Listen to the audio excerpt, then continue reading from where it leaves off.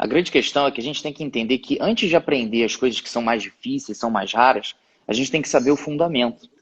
O Kaká, por exemplo, você deve saber, Eduardo, você gosta de futebol, ele foi considerado o melhor jogador de futebol do mundo em 2007. Na época, o Messi foi o segundo e o Cristiano Ronaldo foi o terceiro.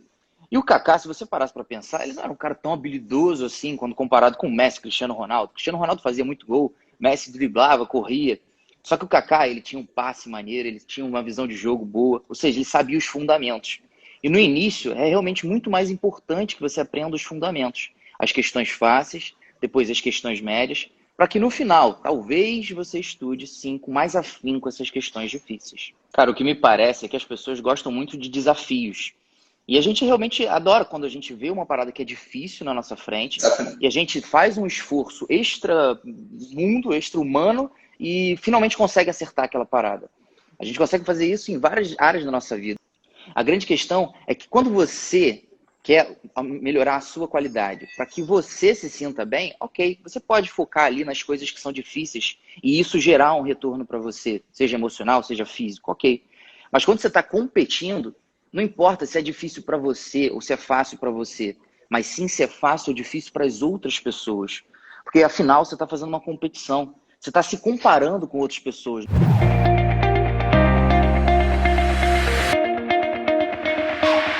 Está começando mais um podcast do Internato Residência Médica. Um podcast que te ensina todas as estratégias para você interno e você médico generalista conquistar aquela tão sonhada vaga na residência médica. Meu nome é Felipe Barreto. Meu nome é Eduardo. E o tema de hoje é tudo o que você precisa saber sobre as questões difíceis. Antes de eu começar a fazer uma pergunta para você, Eduardo, eu quero só contextualizar. Quem segue a nossa página sabe que eu fiz uma pergunta ontem, a seguinte: você manda bem em questões difíceis? A gente teve quase 300 respostas, mais especificamente 294. 92% disseram que não manda bem nessas questões difíceis. E aí eu queria, para que ficasse um pouco mais claro para as pessoas que estão ouvindo a gente, que você dissesse o que significa realmente uma questão fácil, média e difícil. Então, Barreto, essa é uma questão que não é totalmente objetiva. A gente na JJ, a gente define uma questão difícil quando, pelo menos, quando no máximo 1/3 das pessoas acertam a questão. Então, quando a gente tem 1/3 das questões um terço das pessoas acertando uma questão, ou menos do que 1/3, essa questão é considerada uma questão difícil. E lembrando que quando a gente fala em 33% das pessoas acertando, não quer dizer que esses 33% das pessoas sabiam a resposta dessa questão. Pelo contrário, porque se a gente colocar um macaco para fazer uma prova de residência, a gente sabe que o macaco vai tirar mais ou menos 20% ou vai tirar 25%. Isso se a prova, se for uma prova objetiva com 5 opções, a tendência é ele tirar algo em torno de 20%. É a mesma coisa uma pessoa chutando tudo. Eu estou falando de um macaco, poderia ser uma criança, por exemplo, também fazendo uma prova de residência. E se a prova tiver 4 opções de resposta, a nota do macaco ou a nota de uma criança seria por volta de 25%. Então, quando a gente diz que até 1/3 das pessoas acertaram uma questão, significa que a grande maioria das pessoas não sabia a resposta dessa questão. E as pessoas que acertaram provavelmente fizeram um chute, ou um chute que realmente elas deram muita sorte, ou pelo menos um chute direcionado. Então, isso é uma questão difícil. A questão de nível médio é quando de 33% a 66% das pessoas acertam a questão, e a questão fácil é quando mais de 2/3 das pessoas acertam a questão. Essa é a nossa definição. Na verdade, essa definição é uma coisa bem arbitrária, poderia ser um pouquinho mais para trás, um pouquinho mais para frente, mas o importante é a gente saber que existem questões com nível de dificuldade diferente e que merecem atenção diferente na nossa preparação. Esse é o grande pulo do gato. Muita gente pergunta se existe, o que eu faço para passar na prova de residência. Eu sempre falo que não existe atalho, não existe nenhum esquema que você vai cortar caminho para você passar na prova de residência, mas se eu falasse que existe com certeza é você olhar para as questões que você erra de maneira diferente e você estudar essas questões de forma diferente. Perfeito, cara. O nosso objetivo aqui como curso preparatório para residência médica, para que o aluno consiga decidir qual que é a residência médica que ele vai fazer, é mostrar quais são os percalços, quais são os atalhos e obstáculos que ele precisa percorrer para conseguir isso. E um desses obstáculos é justamente entender como que a gente deve acertar as questões difíceis, que é justamente o tema desse podcast de hoje. Eu queria só que você repetisse rapidamente quais são esses percentuais e depois falasse para a gente como que é possível o aluno que não tem acesso à plataforma da JJ Mentoria saber qual que é o percentual de acerto.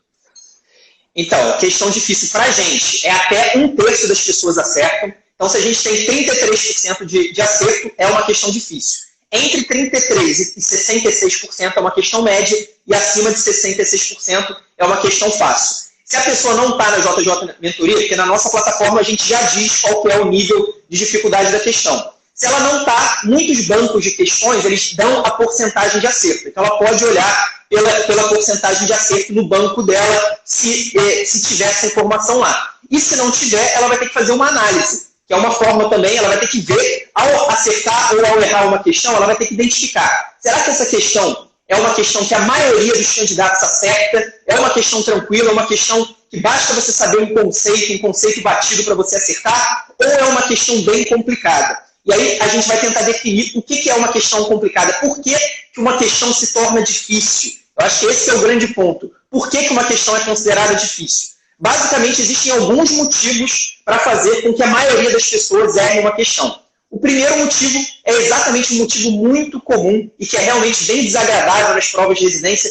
mas infelizmente acontece, que são as questões que cobram divergência de literatura. Aquela questão polêmica, aquela questão que você apresenta para 2 especialistas no assunto. Então, imagina uma questão sobre infarto, você apresenta essa questão para 2 cardiologistas e um marcaria a opção A, outro marcaria a opção B. Isso aí é o tipo de coisa que acontece em prova de residência. A questão realmente cobra aquela divergência de literatura, cobra aquele ponto polêmico, e isso naturalmente vai dividir os candidatos. Então, vai ser difícil a gente ter uma questão com grande índice de acerto se houver uma divergência de literatura importante. Então, esse é o primeiro motivo. O segundo motivo, que é bem parecido com esse, mas é um pouco mais grave até, é a questão mal formulada. Isso acontece também, a gente sabe que existem muitas questões mal formuladas. Praticamente qualquer prova de residência que você pegar, você vai encontrar algumas questões mal formuladas pela banca.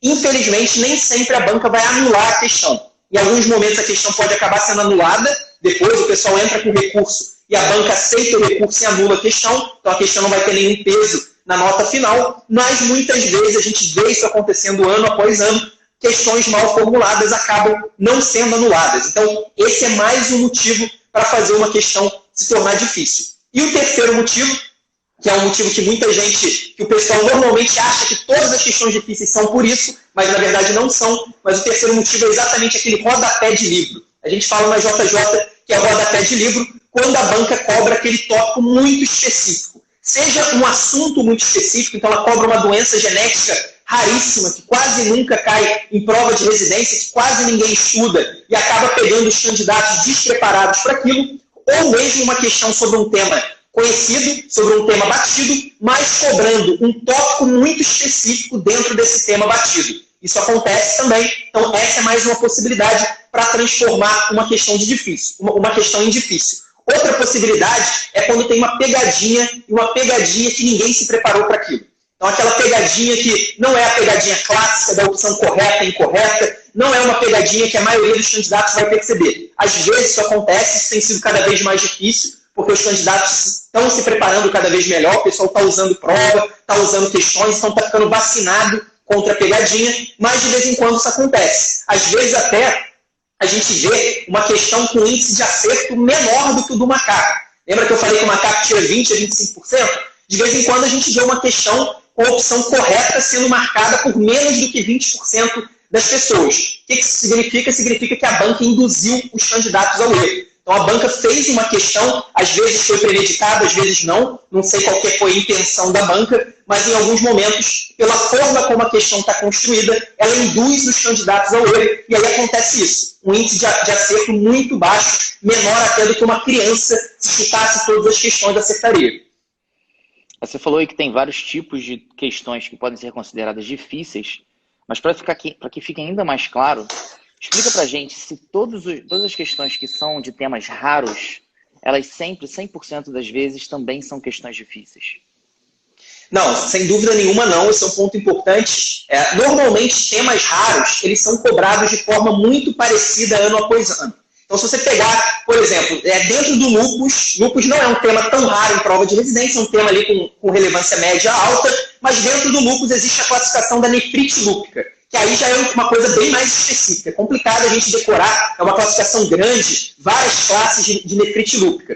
Mas dentro da nefrite lúpica, que é um assunto raro, se você for olhar as questões de prova de residência que cobram a nefrite lúpica, quase sempre elas vão cobrar as classes 4 e 5 da nefrite lúpica, que são a nefrite lúpica membrano-proliferativa e a membranosa, se eu não me engano. Então, basicamente, nos temas raros, normalmente as bancas são muito repetitivas. E por conta disso, muitas vezes, os candidatos acabam tendo facilidade para acertar a questão. Então, é muito comum a gente ver temas muito específicos sendo cobrados, mas eles sendo cobrados exatamente da mesma maneira. E aí os candidatos bem preparados, que fazem prova de residência, que estudam através de questões. Então, o cara que usa o efeito teste, faz muita prova, faz muito simulado, o cara já sabe aquele conteúdo e ele acerta a questão. Então, não necessariamente questões raras, questões sobre temas raros, são questões difíceis. É uma maneira da banca fazer questão difícil, mas nem todas são. Mais uma vez, a importância do efeito teste, né? Porque uma pessoa que vê um tema raro num roteiro de estudos ou às vezes numa videoaula, não vai dar aquela tanta importância assim se ela vê o mesmo tema, só que numa questão. Se ela começa a ver que aquele tema, então, é mais frequente do que o normal, muito provavelmente, apesar de talvez ser raro, ele vai dar uma atenção maior àquilo e não vai mais errar tanto assim. E agora, existe alguma dessas questões, fácil, média ou difícil, que tem uma importância maior na nota da pessoa, na nota do aluno?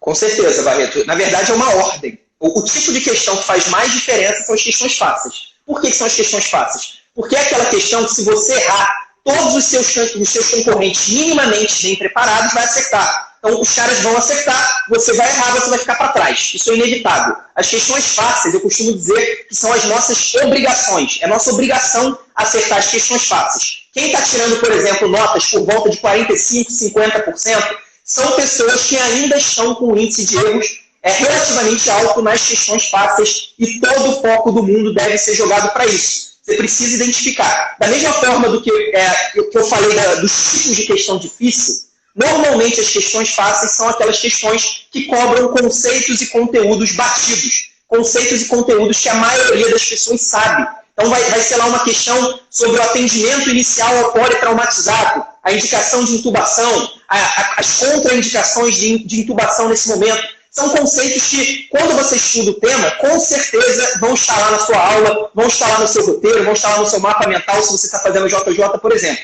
Então, as questões fáceis, elas são a nossa obrigação. Já as questões de nível médio, normalmente elas são muito decisivas, porque exatamente, eu falei que quem está tirando 50% precisa melhorar nas questões de nível fácil. Agora, quem está tirando por volta de 60% até 70%, essas são as pessoas que precisam melhorar nas questões de nível médio. E as questões de nível médio normalmente cobram conceitos elaborados ou elas cobram mais de um conceito na mesma questão. Então você precisa saber 2, 3 coisas para acertar a questão. Se você não souber uma delas, você vai ter que chutar. Então as questões de nível médio acabam dividindo os candidatos, que vão ter um resultado mediano, um resultado de 60%, por exemplo, daqueles candidatos que vão disputar as melhores vagas, que vão ter 75%, 80%, 85%, dependendo da prova.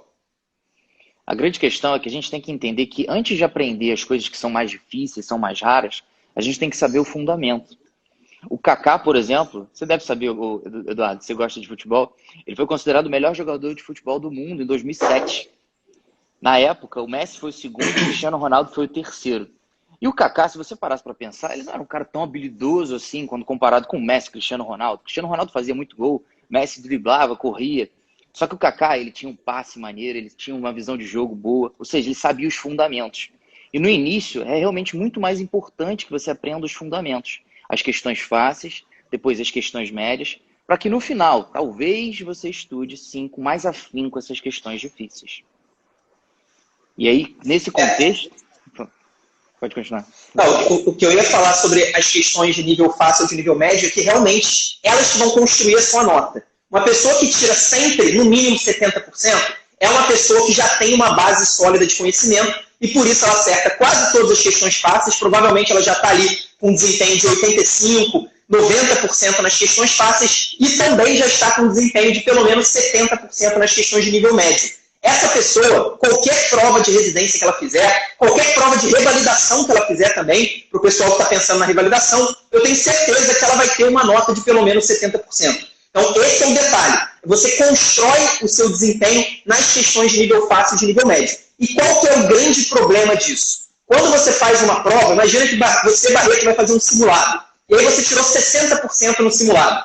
Digamos que desses 60%, você foi mais ou menos nas questões fáceis, então você tirou 70%, 75% nas questões fáceis, você tirou mais ou menos 60% nas questões médias, inclusive isso acontece muito, quase sempre o seu desempenho nas questões de nível médio vai refletir um número muito parecido com o seu desempenho global. Então você tirou mais ou menos 60% nas questões de nível médio. E nas questões de nível difícil, você foi olhar, você tirou somente 25%.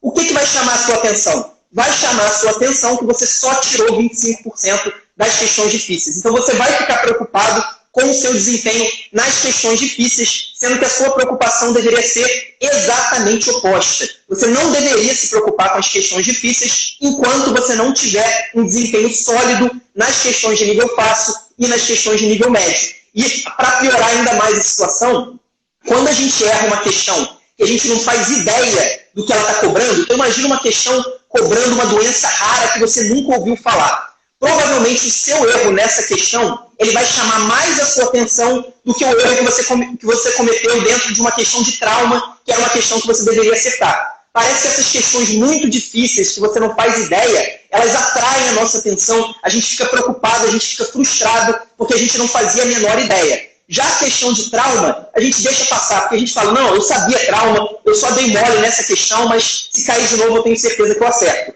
Então, o grande problema é que as pessoas acabam se preocupando mais com as questões difíceis, são exatamente aquele grupo de questões que tem menos importância no desempenho final, tem menos importância com certeza, e elas acabam gastando muito tempo olhando para as questões difíceis e acabam não olhando para as questões fáceis e médias, que no caso aí do futebol seriam realmente os fundamentos. O passe, chute, drible, se o cara não sabe fazer isso, não adianta nada ele tentar aprender uma lambreta, por exemplo, um drible mais elaborado, bater falta de longe, não adianta. O cara primeiro tem que saber passar, dominar a bola, chutar, que é o fundamento do futebol, assim como as questões de nível fácil e de nível médio são o fundamento do desempenho na prova de residência.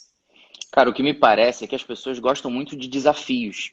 E a gente realmente adora quando a gente vê uma parada que é difícil na nossa frente. Exatamente. E a gente faz um esforço extra-mundo, extra-humano e finalmente consegue acertar aquela parada. A gente consegue fazer isso em várias áreas da nossa vida. Eu, por exemplo, gosto muito de exercício.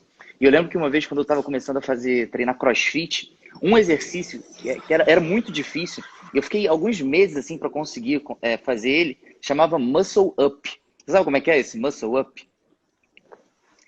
Não sei. Ele é um exercício assim, você faz uma barra e depois levanta e faz tipo uma paralela, tá? Eu sei que agora você não é mais sedentário. Não, já sei. Já sei. Enfim, é um exercício que é difícil, cara. Ele é muito difícil. E aí, quando eu consegui fazer aquilo, eu criei uma confiança incrível. E eu comecei a pensar, será que eu vou fazer, sei lá, competir? E eu sou uma pessoa competitiva, né? Gosto de desafios. Eu fiquei pensando, cara, eu acho que eu vou competir. Tô fazendo uma parada super difícil. Geral acha difícil. Eu achava difícil, tô conseguindo fazer um negócio. Vou mandar bem. Só que aí, eu comecei a olhar para as pessoas do meu lado. E todas as pessoas do meu lado conseguiam fazer outros exercícios que eu não fazia. Boa parte das pessoas conseguia fazer snatch, clean and jerk, pistol squat, que eram outros exercícios de perna, variações de agachamento, que para as pessoas era muito fácil, mas para mim era muito difícil. A grande questão é que quando você quer melhorar a sua qualidade, para que você se sinta bem, ok, você pode focar ali nas coisas que são difíceis e isso gerar um retorno para você, seja emocional, seja físico, ok. Mas quando você está competindo, não importa se é difícil para você ou se é fácil para você, mas sim se é fácil ou difícil para as outras pessoas. Porque afinal você está fazendo uma competição, você está se comparando com outras pessoas. Não adianta você fazer as coisas que são difíceis para você.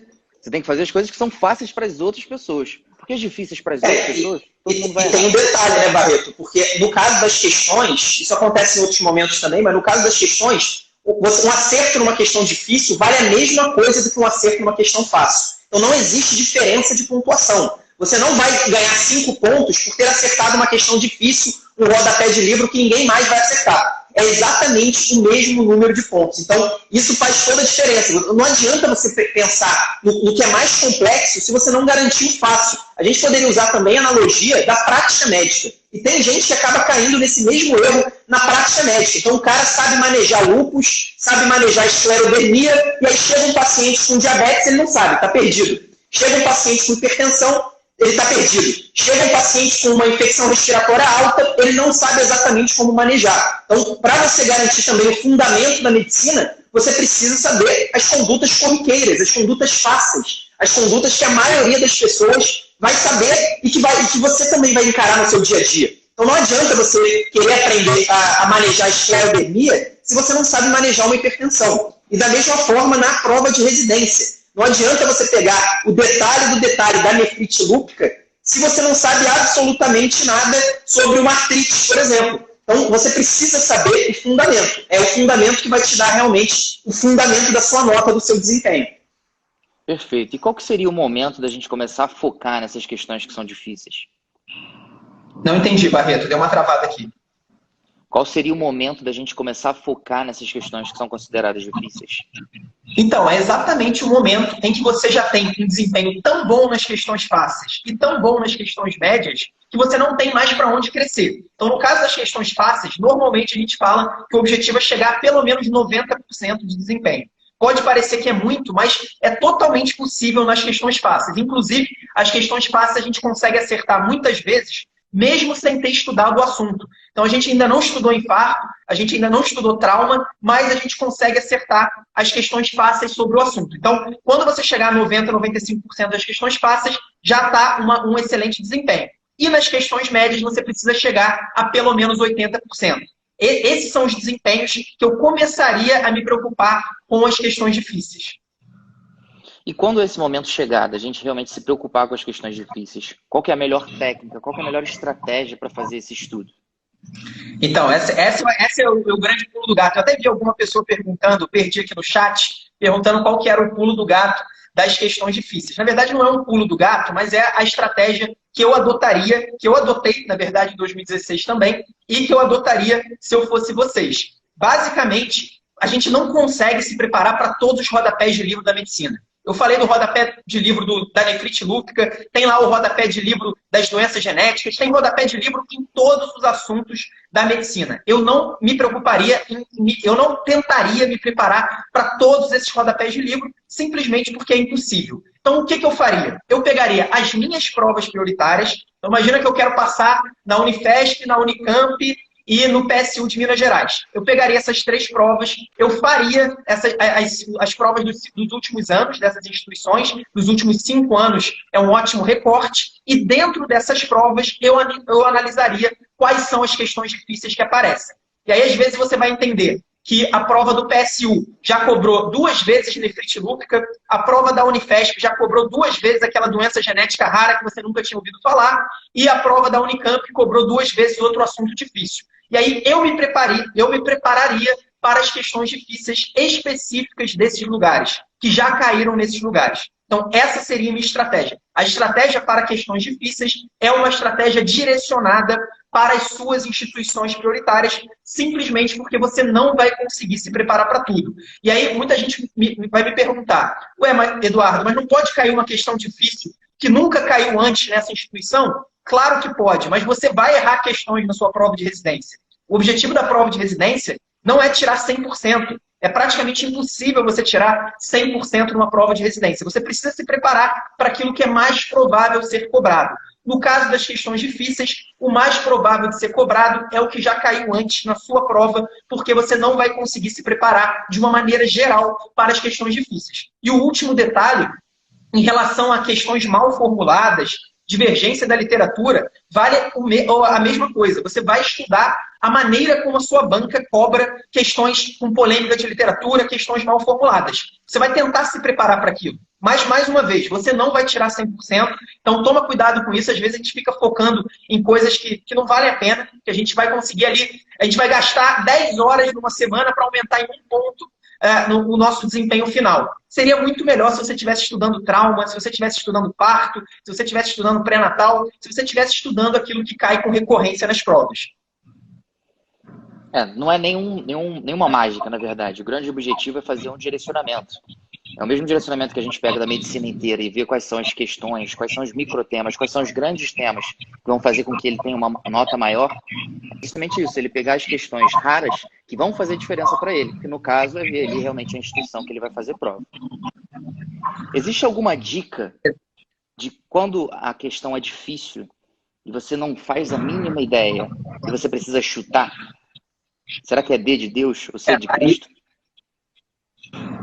Cara, assim, então, eu acho que a dica mais óbvia é você excluir as possibilidades que você sabe que não são a resposta. Porque às vezes é uma questão difícil, não porque você não tem a menor ideia do assunto, simplesmente porque você não sabe qual é a resposta certa. Mas às vezes você já sabe que a letra A, a letra B e a letra C com certeza estão erradas. Aí, obviamente, você vai chutar entre a letra D e a letra E. Tirando isso, a melhor dica que eu posso dar é treinamento com provas e questões todos os dias. Se você fizer questão de prova de residência todos os dias e fizer pelo menos uma prova na íntegra ou um simulado por semana, você vai se tornar um melhor fazedor de prova. Não tem outra maneira de você se tornar um bom fazedor de prova. Muita gente diz isso, não. Tal pessoa é um ótimo fazedor de prova. O que significa isso? Ou esse cara tem um grande domínio sobre o conteúdo, ou esse cara ele tem muito treinamento, ele tem horas de voo. A gente, no episódio da semana passada, falou alguma coisa de aviação.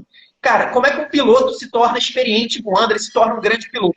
Voando avião. Então, ele precisa pilotar. É a mesma coisa para fazer prova de residência. Para você se tornar um grande fazedor de prova, para você começar a conseguir ter uma intuição melhor de qual é a resposta certa, começar a dar chutes realmente direcionados, você precisa fazer prova de residência. Se você ficar estudando só com aula, só com apostila, só com texto, você não vai se tornar um grande fazedor de prova. Essa que é a verdade. Eu já vi alguns blogs, Eduardo, falando algumas coisas interessantes sobre isso de chutar. Mas nada assim baseado em evidência, mesmo artigo científico publicado em revista que a gente confia realmente. Eles diriam que talvez, por exemplo, das alternativas, se existe alguma que tem um tamanho muito diferente, ou é muito longo, ou é muito curtinho, essa a gente já fica de olho. Ou se existe alguma alternativa que tem a palavra sempre ou nunca, isso também poderia ser uma possibilidade de ficar de olho. Mas, sinceramente, isso tudo é um diquinha que não é o grosso que vai fazer com que você realmente consiga passar nessas questões. É você utilizar as técnicas. Mas esse tipo de coisa do sempre, do nunca e outros detalhes de prova, eles podem ajudar sim o cara a ter um índice maior, aumentar a chance dele acertar questões difíceis. Mas isso entra exatamente naquilo que eu falei de treinamento. Você só vai começar a perceber esses padrões se você treinar. Você não vai começar a chutar melhor lendo um livro sobre chutar melhor. Sinceramente, eu não acredito nesse tipo de aprendizado. Eu acho que o aprendizado prático de você fazer prova de residência, você se cobrar para não errar questões, principalmente quando a gente fala em pegadinha. Quando a gente fala em pegadinha, o cara que cai em pegadinha, o cara que erra por bobeira, esse cara só vai evoluir se ele treinar todos os dias. Eu acho que essa é a melhor forma de você evoluir nesse ponto. Total. E você acha que existe uma forma melhor do que você assistir videoaulas extensas ou ler roteiros de estudos, apostilas extensos para se preparar para essas questões que são raras, que são questões difíceis? Com certeza. Eu acho que, na verdade, a gente não deve se preparar. Inclusive, teve uma pergunta também aqui no Instagram, um pouco mais acima, de uma pessoa falando isso. Não lembro agora exatamente qual era a pergunta, mas como se me preparo para as questões difíceis? Cara, não é através da leitura de uma apostila de 100 páginas que você vai estudar um assunto que caiu 2 vezes nos últimos 10 anos em prova de residência. Não é. Isso, na verdade, você está perdendo o seu tempo, você está procrastinando, você está se enganando. Você está achando que você está gastando tempo para estudar, para evoluir o seu desempenho, mas você não está. Você está gastando um tempo que seria muito melhor utilizado fazendo outra coisa. Então, a maneira que você vai estudar as questões difíceis são exatamente através das provas de residência. Você vai pegar as provas, você vai pegar as questões e através das provas e das questões você vai entender como as bancas costumam cobrar esse assunto, que é um assunto raro, ele quase nunca cai, mas quando ele caiu, as bancas cobraram dessa forma. Então você vai memorizar essa maneira como as bancas cobraram. Porque se a gente for tentar estudar de maneira ideal todos os temas da medicina, a gente não consegue. É basicamente uma coisa, a gente talvez em laboratório, se fosse um ambiente controlado, sabe esses estudos in vitro? O estudo in vitro, isso tem ficado bem famoso, inclusive com a cloroquina, né? Que a cloroquina, ela age contra o vírus, o coronavírus in vitro. Só que em vivo, aparentemente, tudo leva a crer que ela não tem ação nenhuma. É mais ou menos a mesma coisa. Se a gente pudesse controlar, você vai ter tempo para estudar e revisar de forma ideal todos os assuntos da medicina. Sua vida vai parar, você vai ficar 2 anos só estudando e revisando todos os assuntos da medicina. Talvez até fosse bom. Aí você aprende tudo, você vai memorizar tudo, vai chegar lá na hora da prova, vai ter um ótimo desempenho. Só que na vida real, na vida que a gente leva, que o estudante de medicina leva, que o médico recém-formado leva, ele obviamente não vai conseguir parar, estudar e revisar a medicina inteira. Ele não vai conseguir aprender a medicina inteira. Então, na nossa visão, a melhor maneira para você se preparar para temas muito raros e para questões difíceis é através das questões de prova de residência. Você vendo a questão que você errou e você estudando, sendo direcionado por esse erro. Se eu for uma pessoa que quero fazer... Acho que deu uma travada aí, Barreto. Oi, tá me ouvindo? Tá me ouvindo? Agora tô. Beleza, beleza. Se eu for uma pessoa que quer fazer uma carreira bastante difícil, como por exemplo oftalmologia na USP, ou seja, uma instituição que tem uma nota de corte altíssima, esse é o tipo de pessoa que logo desde o início do ano já tem que se preocupar com essas questões difíceis? Então, essa é uma ótima pergunta, Barreto. Primeiro, o oftalmo na USP provavelmente é uma das instituições e especialidades mais concorridas do Brasil. Mas isso não significa necessariamente que a nota de corte vai ser muito alta. A nota de corte, ela depende totalmente do nível de dificuldade da prova. Esse é um ponto muito importante. A gente pode ter uma prova extremamente difícil, com uma nota de corte de 70%, e a gente pode ter uma instituição também muito concorrida com uma nota de corte de 85%. Tudo vai depender do nível de dificuldade da prova dos simulados. Isso a gente vê, por exemplo, nos nossos simulados. Eu recebi uma mensagem hoje de um aluno, de um mentorando, falando que a nota dele tinha diminuído de um simulado para outro, só que a nota dele, comparada aos outros concorrentes, aos candidatos, aos outros mentorandos, ela aumentou. Então, ele, de forma relativa, ele melhorou e, de número absoluto, ele piorou. O que significa isso? Significa que, muito provavelmente, a gente teve um simulado um pouco mais difícil, esse último, do que o anterior. Então, nota de corte não é a mesma coisa do que concorrência. Passar na USP em oftalmo é muito difícil. Só que pode ter várias outras instituições, na verdade existem várias outras instituições com nota de corte maior. E aí, o que você perguntou, muita gente pergunta. A pessoa quer passar na USP, na Unifesp e na Unicamp. São 3 hospitais universitários referências em São Paulo. E essa pessoa, por ter um objetivo difícil, ela acha que ela precisa focar nas questões difíceis. Na verdade, não é verdade. A estratégia que ela vai utilizar é exatamente a mesma que a gente descreveu. Primeiro, ela vai ter um desempenho de 90% no mínimo nas questões fáceis que caem na USP, caem na Unicamp, caem em qualquer prova. Toda prova de residência tem questão fácil. Toda prova de residência também tem questões médias. Então, você precisa focar nesses 2 tipos de questão. Se você chegar lá naquele patamar que a gente falou, de pelo menos 85, 90 nas questões fáceis e mais ou menos 80% nas questões médias, aí você vai começar a se preocupar com as questões difíceis que caíram nos últimos anos da prova da USP, com as questões difíceis que caíram nos últimos anos da prova da Unicamp e todas as outras provas. Então, a estratégia é a mesma, independentemente do nível de concorrência. A diferença é que, óbvio, você vai precisar estudar mais, você vai precisar de uma nota maior, porque você tem outros concorrentes se preparando bem. Então, você vai ter outros concorrentes que vão estar preparados para as questões fáceis e para as questões médias. Esses concorrentes vão ser seus adversários, sim, na hora da classificação final. Mas se você não tiver um desempenho bom nas questões fáceis e médias, você não vai chegar nem perto da classificação, você não vai nem para a segunda fase. Então, o grande ponto é esse. As pessoas confundem a dificuldade da concorrência do lugar. Muita gente quer entrar na USP, muita gente quer oftalmo comparado ao número de vagas. Elas confundem isso com a dificuldade da questão. A dificuldade da questão, ela vai usar a mesma estratégia. Ela precisa acertar quase todas as questões fáceis, ela precisa ter um ótimo desempenho nas questões médias e depois ela vai se preocupar com as questões difíceis. Maneiro. O Lebraga, acho que é o Lebraga, acabou de perguntar o que fazer quando não há evolução nos acertos de questões fáceis. Então, Barreto, aí exatamente a grande estratégia que a gente utiliza na JJ, não sei se a é Olê ou a Lebraga. Eu acho que é Olê. Eu acho que é o Lebraga. Tá, de qualquer jeito, a nossa grande estratégia é utilizar muitas questões e fazer uma revisão direcionada pelos erros que você comete nas questões fáceis e nas questões médias. Então, se você está tendo um índice ruim de acerto nas questões fáceis, depois que você terminar a sua prova ou depois que você terminar as suas questões, você vai dar uma olhada nessas questões que você errou, que são questões fáceis. Então, imagina que você errou uma questão sobre trauma, que é uma questão fácil. Você vai lá no material de trauma e vai fazer uma revisão direcionada pelo seu erro. Toda semana você vai fazer isso. Você vai estudar com o direcionamento dado pelos erros cometidos em questões de nível fácil e de nível médio. Normalmente, a evolução nas questões fáceis é rápida quando você faz isso. Então, rapidamente você consegue aumentar o seu desempenho nas questões fáceis. Nas questões médias é um pouco mais lento, é mais progressivo, mas também acaba acontecendo. Então, claro que quando você erra questões fáceis ou questões médias, você precisa ligar um sinal de alerta. Eu não sei algo que eu deveria saber, e eu preciso estudar em cima disso para não errar de novo esse tipo de questão. A grande dificuldade talvez seja controlar essa ansiedade, né? A estratégia não é difícil, a técnica não é difícil. É você manter consistência e manter a qualidade dos seus estudos. E não tem nenhum mistério para isso que não seguir tudo que a gente fala nesses podcasts. Eduardo, se você tivesse que resumir esse podcast em poucas palavras, com alguma dica prática, como é que você faria?